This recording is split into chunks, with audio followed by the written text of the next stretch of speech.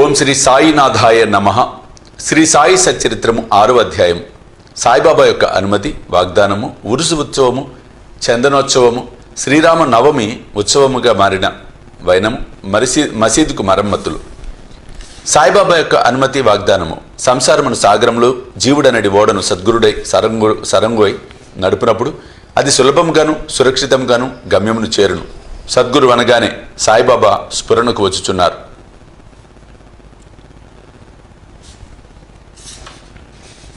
నా కండ్ల ఎదుట సాయిబాబా నిలిచి ఉన్నట్లు, నా నుదుట ఊది పెట్టుచున్నట్లు, నా శిరస్సుపై చేయి వేసి ఆశీర్వదించుచున్నట్లు పొడమొగుచున్నది.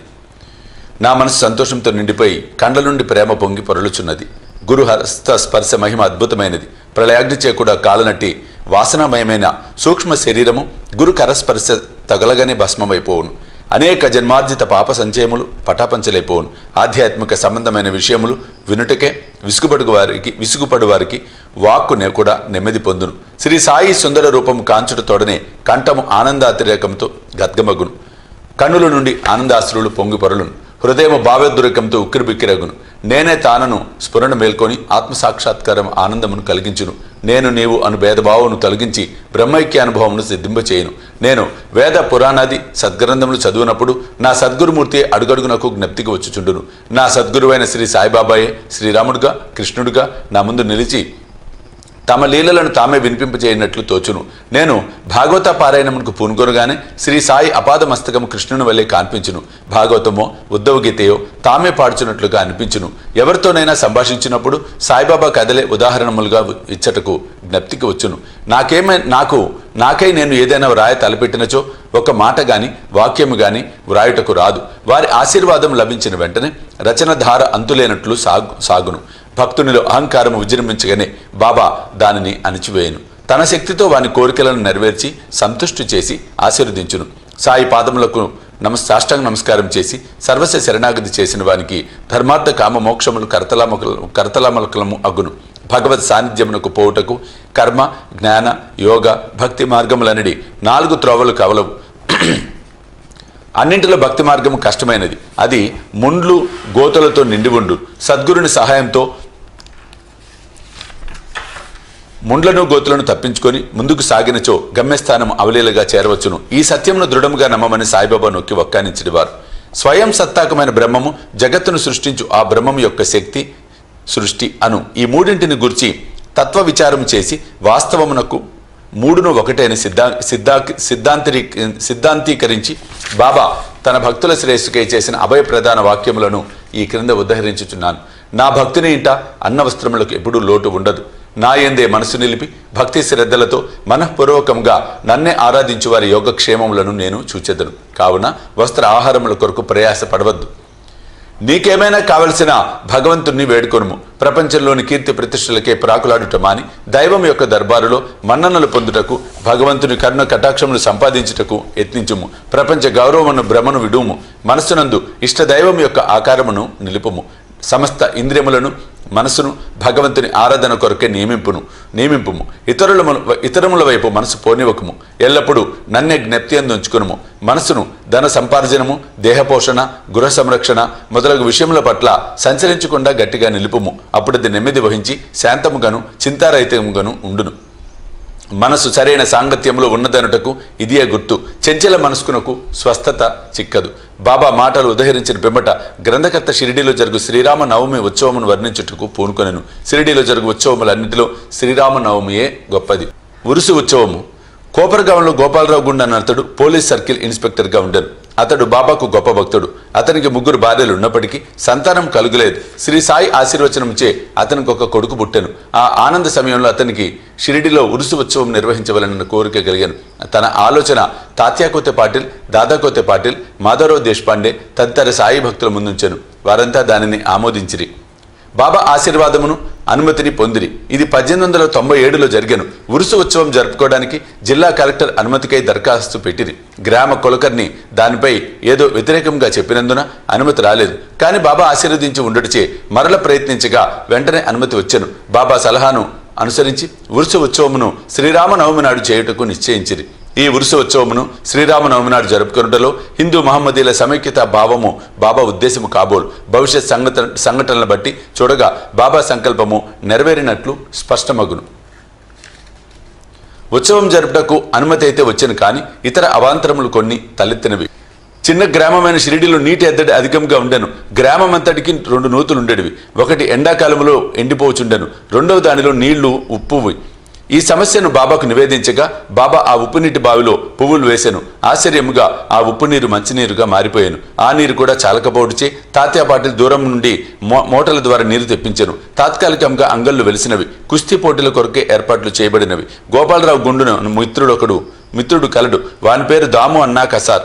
అతనిది అహ్మద్ నగర్. అతనికి 2 భార్యలు ఉండినప్పటికీ సంతానము లేకుండెను. అతనికి కూడా బాబా ఆశీర్వాదంచే పుత్ర సంతానం కలిగెను. ఉత్సవం కొరకు ఒక జెండా తయారు చేయించవలనని గోపాలరావు అతన్ని పురవాయించెను. అటులనే నానాసాహెబ్ నిమోన్కరును ఒక నగిషి జెండా తెమ్మని కోరెను. ఈ 2 జెండాలను ఉత్సవంతో తీసుకుని పోయి మసీదు 2 మూలలా నిలబెట్టింది. ఈ పద్ధతిని ఇప్పటికీ అవలంబించుచున్నారు. బాబా తాము నివసించిన ఆ మసీదును ద్వారకామాయి అని పిలిచేవారు. చందనోత్సవము సుమారు 5 ఏళ్ల తర్వాత ఈ ఉత్సవంతో పాటు ఇంకొక ఉత్సవం కూడా ప్రారంభమైన. కోరాలా గ్రామమునకు చెందిన అమీర్ శక్కర్ దలాల్ అను మహమ్మదీయ భక్తుడు చందన ఉత్సవమును ప్రారంభించెను. ఈ ఉత్సవము గొప్ప మహమ్మదీయ ఫకీర్ల గౌరవార్థం చేయుదురు. వెడల్పు పల్లెములో చందన ముద్ద నుంచి తలపై పెట్టుకొని సాంబ్రాణి ధూపములతో బాజా భజంత్రీలతో ఉత్సవం సాగించెదరు. ఉత్సవం ఊరేగిన పిమ్మట మసీదుకు వచ్చి మసీదు గోడలపైన ఆ చందనమును చేతితో అందరూ తట్టెదరు. మొదటి 3 సంవత్సరములు ఈ ఉత్సవమును అమీర్ శక్కరు నిర్వహించెను. పిమ్మట అతని భార్య ఆ సేవను కొనసాగించెను. ఒకే దినమునందు పగలు హిందువులచే జెండా ఉత్సవము, రాత్రులందు మహమ్మదీయులచే చందనోత్సవము ఏ అమెరికన్ లేక జరుగుచున్నవి. ఏర్పాట్లు షిరిడీలో జరుగు శ్రీరామనవమి ఉత్సవము బాబా భక్తులకు ముఖ్యమైనది, పవిత్రమైనది. భక్తులందరూ వచ్చి ఈ ఉత్సవంలో పాల్గొనుచుండిరి. బయట ఏర్పాట్లన్నీ తాత్యాకొత్తే పార్టీలు చూచుకొనేవారు. ఇంటి లోపల చేయవలసినవన్నీ రాధాకృష్ణమాయ అనే భక్తురాలు చూచుండెను. ఉత్సవ దినములలో ఆమె నివాసము భక్తులతో నిండిపోయేది. ఆమె వారికి కావలసిన ఏర్పాట్లు చూసుకున్నటే కాక ఉత్సవమునకు కావలసిన సరంజామంతయు సిద్ధపరచుచుండెను. అంతేకాదు, స్వయంగా ఆమె మసీదును శుభ్రపరిచి గోడలకు సున్నం వేచుండెను. మసీదు గోడలు బాబా వెలిగించు దుని మూలముగా మసిపట్టి ఉండేటివి. మండుచున్న దునితో సహా మసీదులోని వస్తువులన్నింటినీ తీసి బయటపెట్టి మసీదు గోడలను చక్కగా కడిగి వెళ్ళవేయుచుండెను. ఆమె ఇదంతా బాబా చావడిలో పరుండునప్పుడు చేసేది. ఈ పనిని శ్రీరామనవమికి 1 రోజు ముందే పూర్తి చేయుచుండెను. పేదలకు అన్నదానమనిన బాబాకు ప్రీతి. అందుచే ఈ ఉత్సవ సమయం నందు అన్నదానము విరివిగా చేయుచుండిరి. భోజన పదార్థములు, మిఠాయిలు రాధాకృష్ణమ ఇంటిలో విస్తారముగా వండబడేవి. అనేక మంది సంపన్నులైన సాయి భక్తులు స్వచ్ఛందముగా పూనుకొని ఈ సేవలో పాల్గొనుచుండేవారు. ఉరుసు శ్రీరామనవమి ఉత్సవముగా మారిన వైనము. ఈ ప్రకారము 1897 నుండి 1911 వరకు ఉరుసు ఉత్సవము శ్రీరామనవమి నాడు వైభవముగా జరుగుచుండెను. రాను రాను అది వృద్ధి అగుచు ప్రాముఖ్యం సంతరించుకొనెను. 1912లో ఈ ఉత్సవమునకు సంబంధించిన ఒక మార్పు జరిగెను. సాయినాథ సగుణోపాసన గ్రంథకర్త అయిన కృష్ణారావు జోగేశ్వర భీష్మ అనువాడు దాదాసాహెబ్ కాపర్దేతో కలిసి ఉత్సవమునకు వచ్చెను. వారు దీక్షిత్ వాడాలో బస చేసిరి. ఉత్సవము ముందు రోజు కృష్ణారావు దీక్షిత్ వాడ వసారలో పడుకొని ఉండెను. ఆ సమయంలో లక్ష్మణరావు ఉరఫ్ కాక మహాజని పూజా పరికరములు పల్లెముతో మసీదుకు పోవుచుండెను. అతనిని చూడగానే భీష్మకు ఒక కొత్త ఆలోచన తట్టెను. వెంటనే కాకా మహాజని దగ్గరికి పిలిచి అతనితో ఉరుసు ఉత్సవమును శ్రీరామనవమి నాడు చేయమనటలో భగవద్ ఏమో ఏదో ఉండవచ్చును. శ్రీరామనవమి హిందువులకు చాలా ముఖ్యమైన పర్వదినం కనుక ఈ దినమనందు రామ జన్మోత్సవము ఏల జరపకూడదు అని అడిగింది. కాకా మహాజని ఆలోచన బాగా నచ్చినది. తన సంకల్పము బాబా అనుమతి సంపాదించుటకు ఆయత్తమైంది. కానీ భగవత్ సంకీర్తన చేయుటకు అంత తక్కువ వ్యవధిలో హరిదాసును సంపాదించుట కష్టము. ఈ సమస్యను కూడా తుదకు భీష్మయ్యే పరిష్కరించెను. ఎట్లన అతని వద్ద రామఖ్యానమును శ్రీరాముని చరిత్ర సిద్ధముగా ఉండుడిచే అతడే దానిని సంకీర్తన చేయుటకు కాకా మహాజని హార్మోనియం వాయించుటకు తీర్మానించిరి. చక్కెరతో కలిపిన సొంటి గుండ ప్రసాదము రాధాకృష్ణమాయి చేయుట ఏర్పాటు చేశాను. బాబా అనుమతి పొందుటకై వారు మసీదుకు పోయిరి. సర్వజ్ఞుడైన బాబా వాడలో ఏమి జరుగుతున్నది అని మహాజనిని ప్రశ్నించెను. బాబా అడిగిన ప్రశ్నలోని అంతరార్థమును మహాజని గ్రహించలేక జవాబు ఇవ్వలేక మౌనముగా ఉండెను. బాబా అదే ప్రశ్న భీష్ముని అడిగాను. అతడు శ్రీరామనవమి ఉత్సవము చేయవలయునన్న తమ ఆలోచనను బాబాకు వివరించి అందులకు బాబా అనుమతి ఇవ్వవలనని కోరెను. వెంటనే బాబా ఆశీర్వదించెను. అందరూ సంతసించి రామ జయంతి ఉత్సవమునకు సంసిద్ధులైరి. ఆ మరుసటి దినము మసీదును అలంకరించిరి. రాధాకృష్ణమాయి ఊయల తెచ్చెను. దానిని బాబా ఆసనము ముందు వేలాడగట్టిరి. శ్రీరామ జన్మోత్సవ వేడుక ప్రారంభమైన భీష్ముడు కీర్తన చెప్పుటకు లేచెను. మహాజని హార్మోనియం ముందు కూర్చొనను. అప్పుడే లెండి నుండి మసీదుకు వచ్చిన బాబా అదంతయు చూచి మహాజనిని పిలిపించాను. రామజన్మోత్సవం జరుపుటకు బాబా ఒప్పుకొనునో లేదో ఏమగునో అని జంకుతూ అతడు బాబా వద్దకు వెళ్ళాను. అది అంతయు ఏమని అక్కడ ఊయలు ఎందుకు కట్టిరని బాబా అతనిని అడిగాను. శ్రీరామనవమి మహోత్సవం ప్రారంభమైందని అందుకే ఊయల కట్టిరనియు అతడు చెప్పాను. బాబా మసీదులో ఉండు భగవంతుని నిర్గుణ స్వరూపమును సూచించు నింబారు నుండి 2 పూలమాలలు తీసి ఒకటి మహాజని మెడలో వేసి ఇంకొకటి భీష్మకు పంపాను. హరికథ ప్రారంభమైను. రామకథా సంకీర్తనము ముగియగానే బాజా భజంత్రి ధ్వనుల మధ్య శ్రీరామచంద్రమూర్తికి జై అను జయ జయ ధ్వానములు చేయుచు పరమోత్సాహంతో అందరూ ఒకరిపై ఒకరు గులాల్ చల్లుకొనిరి. అంతలో ఒక గర్జన వినబడెను. భక్తులు చల్లుకొనుచుండిన గులాల్ ఎటులనో పోయి బాబా కంటిలో పడెను. బాబా కోపముతో బిగ్గరగా తిట్టుట ప్రారంభించెను. ఇది చూచి చాలామంది భయంతో పారిపోయేది. కానీ బాబా యొక్క సన్నిహిత భక్తులు మాత్రము అవన్నీ తిట్టరూపకముగా బాబా తమకిచ్చిన ఆశీర్వాదములను గ్రహించి కదలక అక్కడే ఉండిరి. శ్రీరామ జయంతి నాడు రావణుడనే అహంకారాది అరిషడ్వర్గములను సంహరించుటకు శ్రీ సాయి రూపంలో ఉన్న రాముడు ఆగ్రహించుట సహజమే కదా అని భావించిరి. షిరిడిలో ఏదైనా కొత్తది ప్రారంభించినప్పుడెల్లా బాబా కోపించుట ఒక రివాజు. దీనిని తెలిసిన వారు గమ్మున ఊరుకుండిరి. తన ఊయలను బాబా విరుచునన్న భయంతో రాధాకృష్ణమాయి మహాజన్ని పిలిచి ఊయలను తీసుకొని రమ్మనెను. మహాజని పోయి దాన్ని విప్పుచుండగా బాబా అతని వద్దకు పోయి ఊయలను తీయవలదని చెప్పాను. కొంతసేపటికి బాబా శాంతించెను. ఆనాటి మహాపూజ హారతి మొదలగునవి ముగిసెను. సాయంత్రము మహాజని పోయి ఊయలను విప్పుచుండగా ఇంకనూ దాని అవసరం ఉన్నదని కనుక దానిని విప్పవద్దని బాబా అతనిని వారించెను. రామనవమి మరుసటి దినమున జరుపు గోపాల ఉత్సవంతో గాని ఉత్సవము పూర్తి కాదన్న విషయము అప్పుడు భక్తులకు స్ఫురించెను.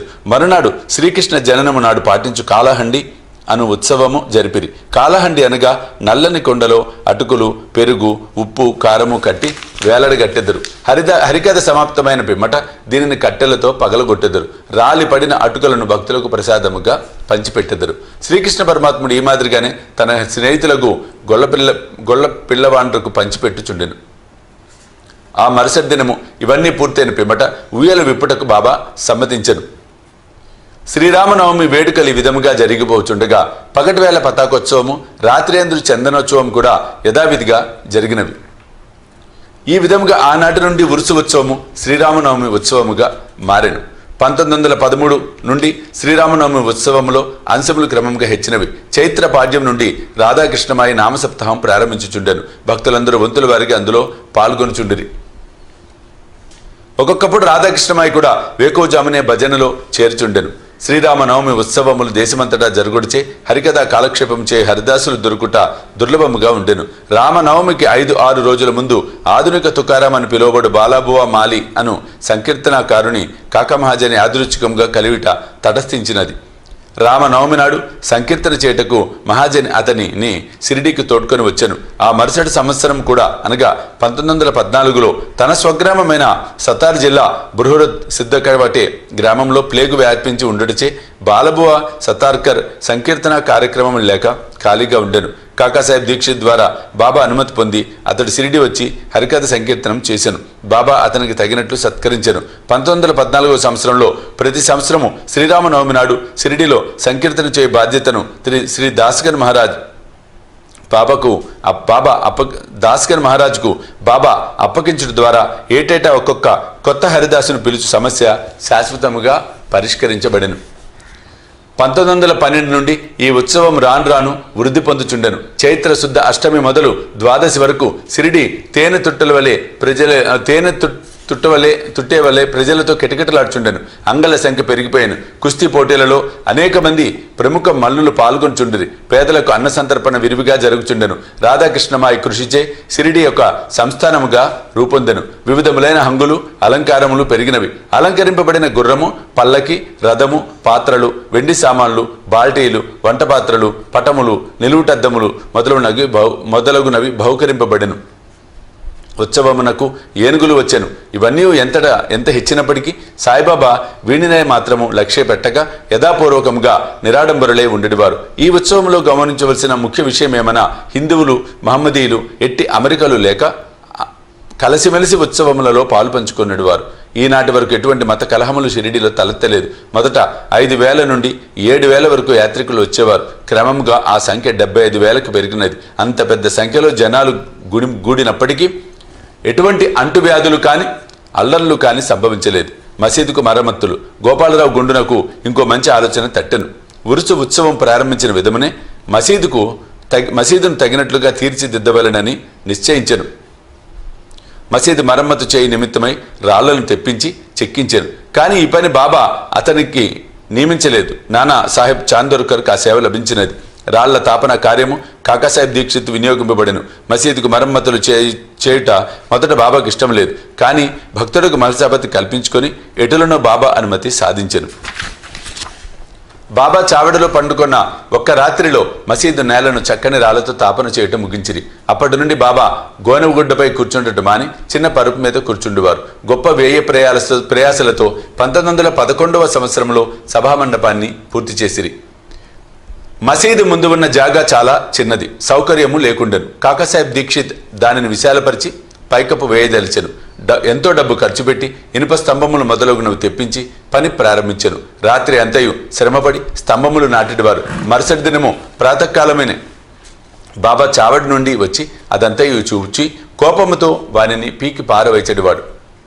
ఒకసారి బాబా మిక్కిలి కోపోద్దితుడై నాటిన ఇనుప స్తంభములను ఒక చేతితో పెకిలించుచు రెండవ చేతితో తాత్యా పాటిల్ పీకను పట్టుకొనెను. తాత్యా తలపాగాను బలవంతంగా తీసి అగ్గిపుల్లతో నిప్పంటించి ఒక గోతిలో పారవేచెను. బాబా నేత్రములు నిప్పు కణికల వలె వెలుగుచుండెను.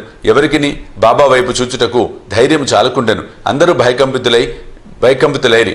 బాబా తన జేబు నుంచి ₹1 తీసి అటువైపు విసిరెను. అది శుభ సమయమునందు చేయు ఆహుతి వలె కనపడెను. తాత్యా కూడా చాలా భయపడెను. తాత్యాకేమి జరగనున్నదో ఎవరికి ఏమీ తెలియకుండెను. కల్పించుకొని బాబా పట్టు నుండి తాత్యాను విడిపించుటకు ఎవరి ధైర్యము